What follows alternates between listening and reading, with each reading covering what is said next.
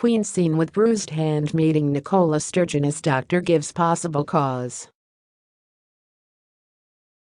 The Queen held an audience with the Scottish First Minister Nicola Sturgeon at the Palace of Holyrood House in Edinburgh as part of her traditional trip to Scotland for Holyrood Week. The Queen has been seen with what appears to be a bruised hand during a meeting with Nicola Sturgeon in Scotland. The monarch held an audience today with Scottish First Minister at the Palace of Holyrood House as part of her annual week in Edinburgh. The two women looked happy to see each other, with Ms. Sturgeon gifting Her Majesty a bottle of Johnnie Walker Blue Label whiskey as well as a tartan throw.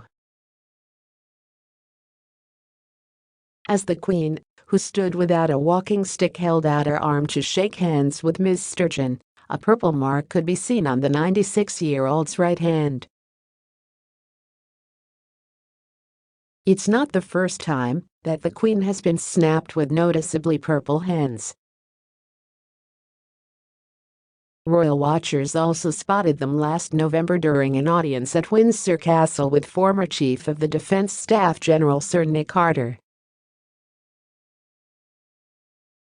She also had marked hands in 2019 in an official photograph of her meeting with Jordan's King Abdullah and Queen Rania and their son, Crown Prince Hussein.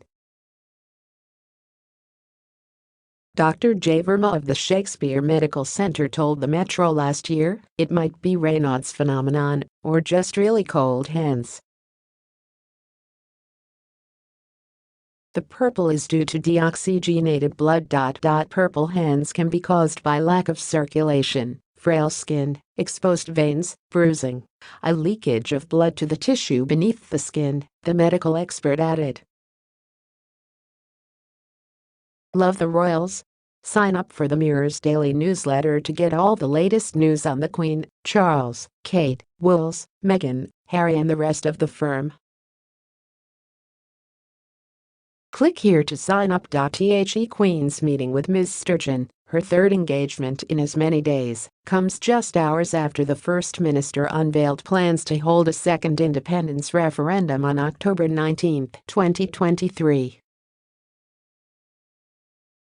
The Scottish First Minister said Scots will be asked the same question they responded to in the 2014 vote: should Scotland be an independent country?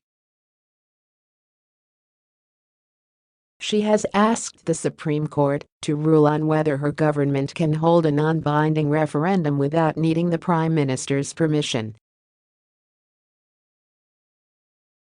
The First Minister stated yesterday the Lord Advocate has agreed to make a reference of the provisions in the bill to the Supreme Court. Ms. Sturgeon said this process was underway as I speak, saying that this will be filed with the Supreme Court this afternoon. SNP policy is to retain the Queen as head of state if Scotland becomes independent. After her meeting with the First Minister, Her Majesty also held an audience with the presiding officer of the Scottish Parliament, Alison Johnstone. The Queen's appearance today came after she travelled to Scotland on Monday with other royals for their annual week of engagements in the country.